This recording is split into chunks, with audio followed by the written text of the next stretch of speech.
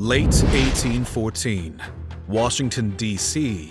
is in ashes. Multiple British armies are on U.S. soil. Having vanquished Napoleon, the full might of a battle-hardened British Empire is now arrayed against the United States of America.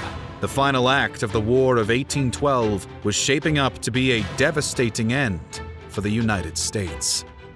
In late August, Governor-General George Prevost of Canada had crossed into New York with a fresh army.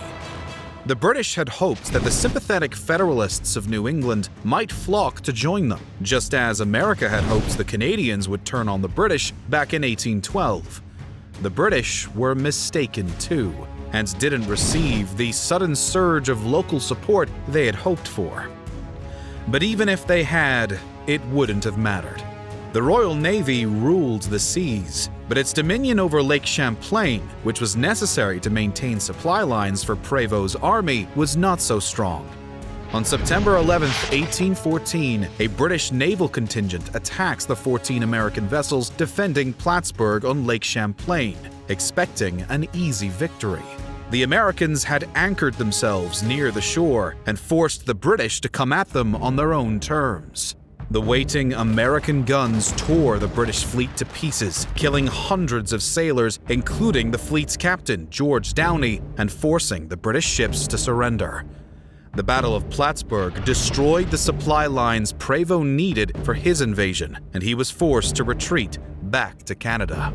Meanwhile, after burning Washington, the British marched onwards to Baltimore. On September 12th, they forced a landing at North Point near the city and routed the American defenders, but at the cost of General Robert Ross's life.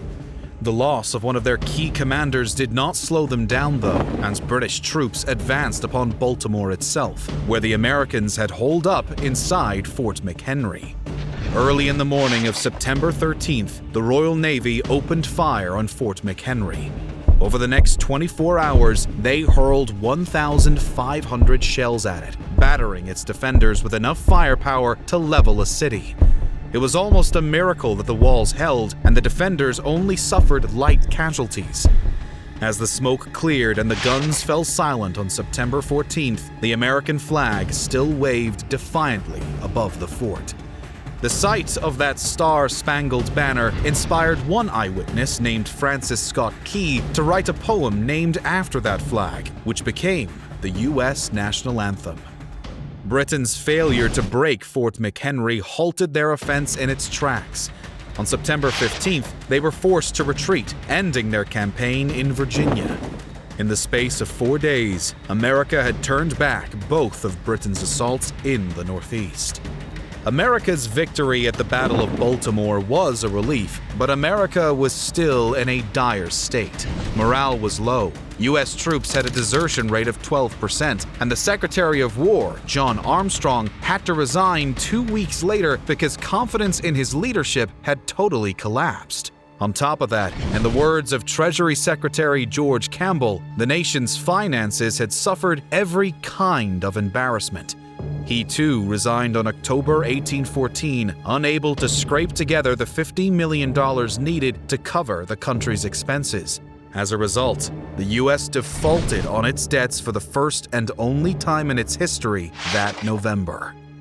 Since we started this channel, we have been obsessed with historical maps. Since some of you might like maps as well, we created a few products for you. High-resolution downloads and museum-quality prints. Go to knowledgeia.co and have a look. If you want to own one, use my code in the description below. Now, back to the video.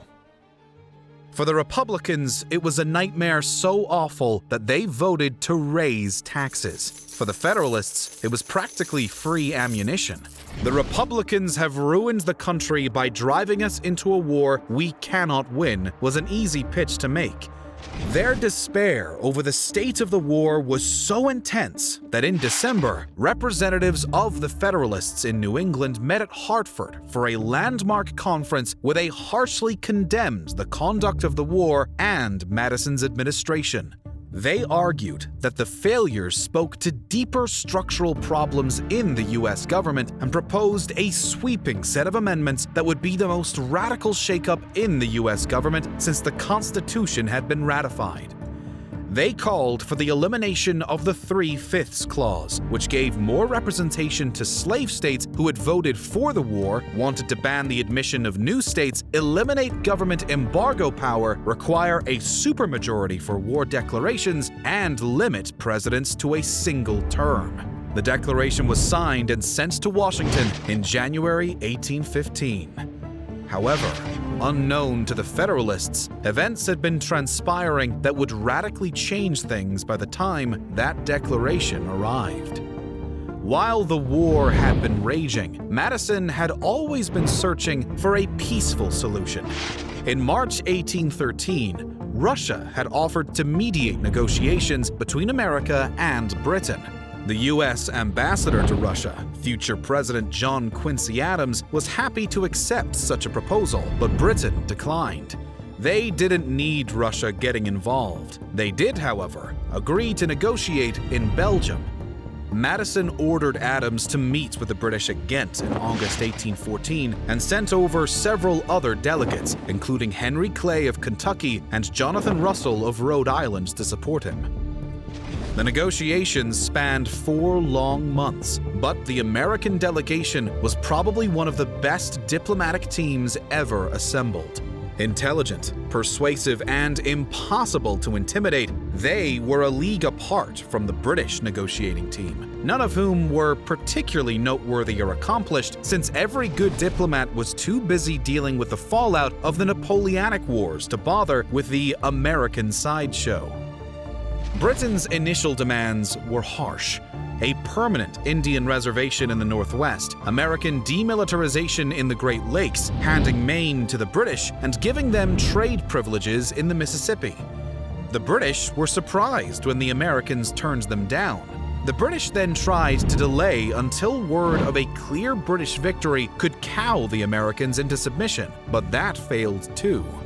The Americans were completely unfazed by news of Washington, D.C. being burned down. If anything, the opposite happened. News of American victories at Plattsburg and Baltimore shook British confidence instead. Eventually, the British decided they were, quote, not likely to attain any glory or renown at all, commensurate to the inconvenience it will occasion from extending the war in America.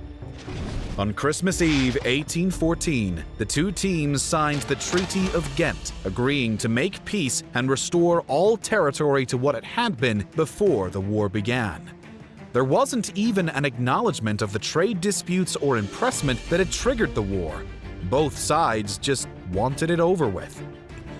Alas, news traveled slowly across the Atlantic, and there was a third complication to the situation to consider: Andrew Jackson.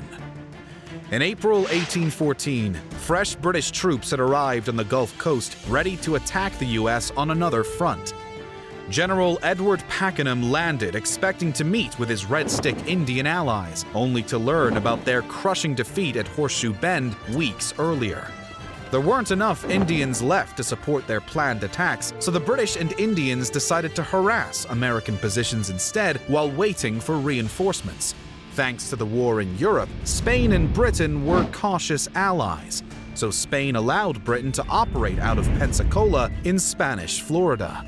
Andrew Jackson wasn't going to let that stand. On November 7, 1814, he stormed across the border with 4,000 men and attacked Pensacola. It was the first time the U.S. had invaded Spanish territory.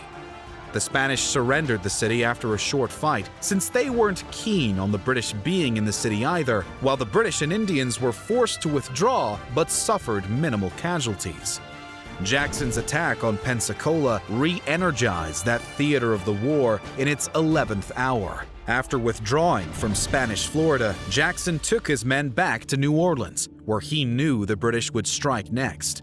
Admiral Alexander Cochrane and General Pakenham were indeed preparing an invasion at the mouth of the Mississippi, even as negotiators in Belgium were ironing out peace terms.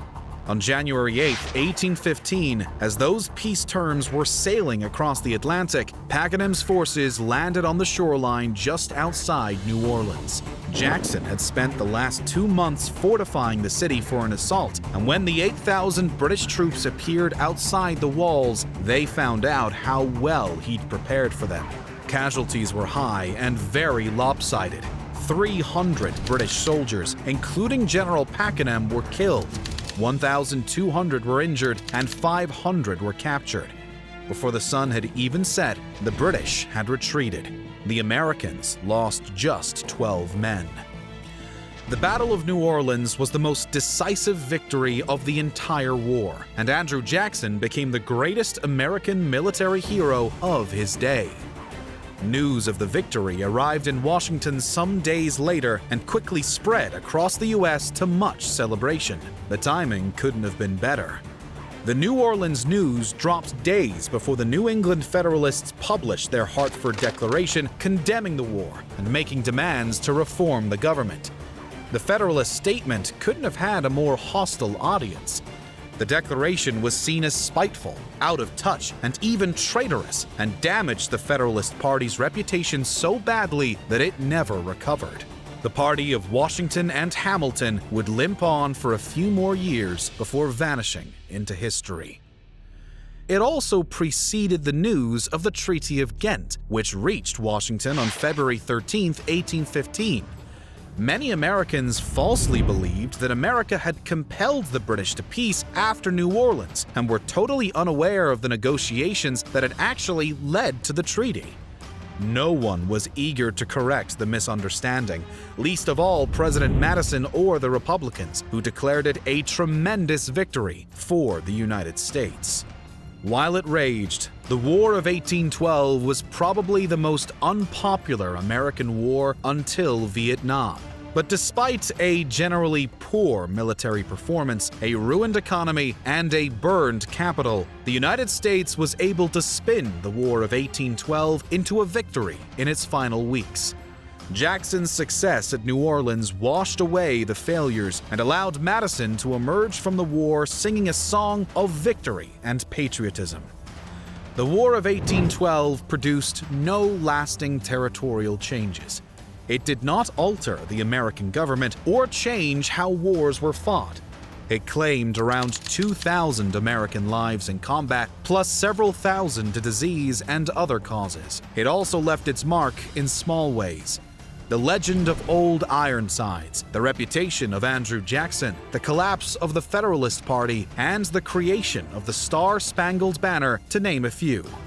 It certainly mattered to Indians like the Creek and the Shawnee, who suffered historic defeats at American hands during the conflict. Canada, too, was forever changed, with Canadian victories such as Queenston Heights in 1812 being formative moments for Canadian nationalism, where they stopped being merely British or French colonists and started to see themselves as distinctly Canadian. Similarly, this was the war's lasting legacy in America as well. It was the first trial by fire of America's government and people against an enemy who could equal them. Shared hardship created a shared identity. It built a sense of national unity and pride that long outlasted the war. In the words of one congressman, the people were now more American. They feel and act more as a nation. So while the War of 1812 is easily forgotten today, it played a vital role in making the United States what it is. America would fight many larger wars with higher stakes and greater casualties, but the idea of the United States and the anthem that embodies that idea will always owe a special debt to this overlooked conflict.